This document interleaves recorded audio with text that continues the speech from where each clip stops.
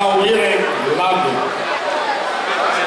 Perang Jagoraga atau yang dikenal dengan Perang Kalibula adalah perang yang dilakukan Wati Jelatin bersama Rakyat Buleleng melawan Belanda. Di Bali terjadi peperangan karena perintah kolonial Hindia Belanda ingin menghapuskan hak kawan karang yang sudah berlaku dan menjadi sebuah tradisi di daerah Bali.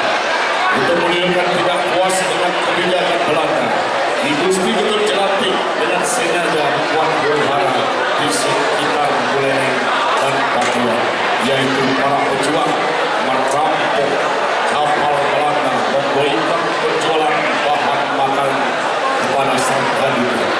Akhirnya Belanda marah, melakukan penyerbu dengan kekuatan dua kapal perang. Penyerbuan ini sudah diikuti oleh para pejuang dan rakyat Buleleng.